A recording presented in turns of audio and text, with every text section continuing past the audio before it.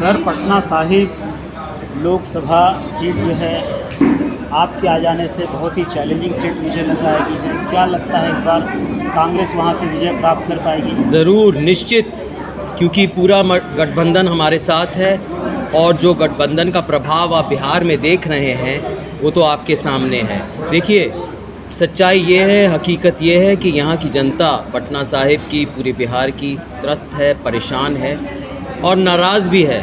और मुझे पूरा यकीन है कि वो अपनी नाराज़गी व्यक्त करेगी 1 तारीख को उस बटन के ज़रिए।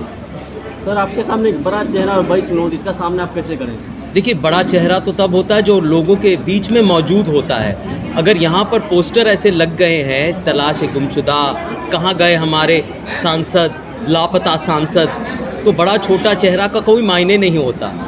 अरे, जो कोई सांसद लोगों के बीच में, अगर रविशंकर जी लोगों के बीच में रह नहीं सकते, उनके सुख दुख को समझ नहीं सकते, उनकी बरसी, उनकी जयंती, उनकी सालगिरह में नहीं आ सकते, तो कैसे सांसद? जो समस्याएं हैं वो सुलझाना तो अलग, भाई रहिए तो, उनको फरियाद को सुनिए तो, लेकिन ऐसा नहीं है। एक कार्य मुझे बता दीजिए, ये आपसे सवाल है, एक कार्य, एक रोड का निर्माण, एक गली का निर्माण, एक कार्य बता दीजिए जो रविशंकर जी ने किया हो। लोग यहाँ पर बहुत परेशान हैं, नाराज़ भी हैं। तो बीजेपी तो एकदम आज ठोक कर कह रही है कि हम 40 का 40 सीट जीत रहे हैं। हाँ, तो कहेगी, ये तो राजनीति है, कहना में क्या है, लेकिन हकीकत तो आप भी समझते हैं ना कि कैसे लोग परेशान हैं यहाँ पर। डबल इंजन की सरकार आप कहते हैं, लेकिन अगर कोई कार्य हुआ नहीं, और ये एक शानदार, एक खूबसूरत शहर है पटना, और अगर ये हालत है अस्पतालों की, शिक्षा की, बिजली की, पानी की, यहाँ पर जल जमाव की, या फिर फतुआ की जैम की, या कहीं और जो जैम लगते रहते हैं, जो अभी सुविधाएं हैं, इसके लिए तो जनता जवाब देगी, आईना दिखाएगी ना। प्रधानमंत्री जी भी आ रहे हैं आज, तो स्वागत हम करते हैं, लेकिन जनता उनसे सवाल भी पूछेगी, डबल इंजन की सरकार का हुआ क्या? आप सिर्फ आकर चले जाएंगे, इतना काफ़ी नहीं, समस्याओं का हल भी तो होना चाहिए। देश के प्रधानमंत्री आ रहे हैं, इससे तो वोट जो है सब उनकी तरफ चला जाएगा। ये आप समझते हैं? देखिए, आर्थिक व्यवस्था बिल्कुल ध्वस्त हो चुकी है, बेरोज़गारी दर तो आप जानते हैं ना, चरम सीमा पे है। ये तो किसी कांग्रेस से घबरा गई है सरकार, जो मोदी जी को यहाँ पे आकर रोड शो करना पड़ा। हाँ, गठबंधन, कांग्रेस पार्टी और गठबंधन से आप ठीक कह रहे हैं, ये ऐसा कभी नहीं हुआ। क्या ज़रूरत थी उनको आने की, वही जानते हैं, लेकिन कुछ तो रिपोर्ट आई होगी कि ये चुनाव बुरी तरह हार रहे हैं।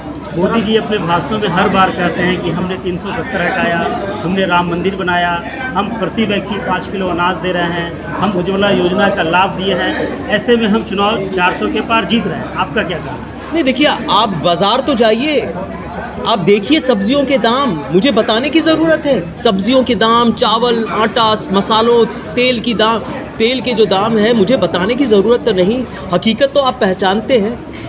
बयानबाजी से क्या होगा?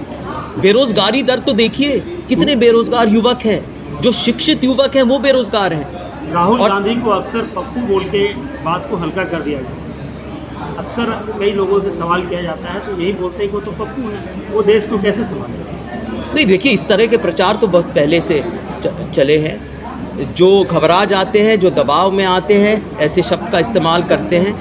हम सशक्त हैं, हम मजबूत हैं। और आपने भारत जोड़ो यात्रा तो देखी होगी, वो हुजूम, वो उत्साह, वो उम्मीद, वो उमंग, यहाँ से भी, बिहार से भी गुजरी, सासाराम से आए, मैं वहीं पर था उनके साथ, सब जगह से आए। प्रभाव सर पूरे देश में पड़ रहा है इस बार? बिल्कुल, वो आवाज़ हमेशा जो आम आदमी हैं, उनकी दिक्कतें हैं, उनकी आवाज़ उठाते रहे हैं। इतना ही नहीं, अगर सरहदों पे परेशानी है, वो भी वो बात करते रहे हैं।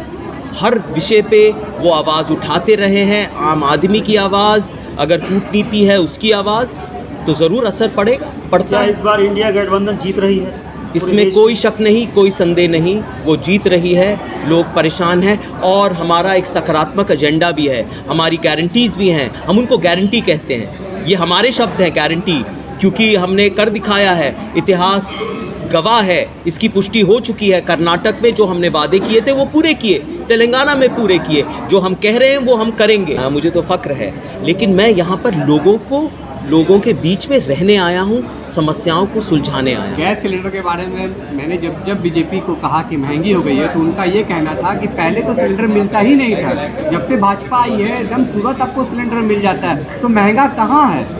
महंगा तो पहले था कि 4 रुपये देने के बाद भी सिलेंडर नहीं मिलता था। एक सांसद ने ये भी कहा था भाजपा के कि जो विपक्ष है वो महंगाई ढूंढ रहा है और आम आदमी के जो थाली है उसमें खाद्य वस्तुएं भरी पड़ी हैं।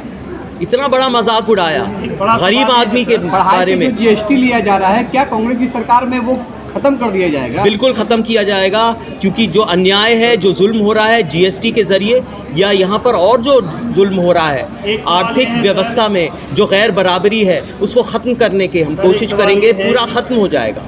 महिलाओं के लिए क्या ला रहे हैं इस बार आप लोग? महिला सशक्तिकरण में हमारी पूरी योजना है। हमारी गारंटी में ये है, जो गरीब महिलाएं हैं उनके परिवार में 1 लाख रुपए सालाना मिलेगा उस गरीब महिला को। युवाओं के लिए क्या करेंगे? शिक्षित युवाएं हैं, पहली नौकरी पक्की, ये हमारी गारंटी है। बीजेपी तो बोले थे हर साल 2 करोड़ रोजगार। बीजेपी जो बोले, हम तो जो बात कहते हैं वो कथनी और करनी में फर्क है नहीं ना, ये तो आप जानते हैं। पहली नौकरी पक्की जो शिक्षित युवा हैं, आज ये विडंबना है कि जितना आप पढ़ लेते हैं उतनी नौकरी कम मिलती है।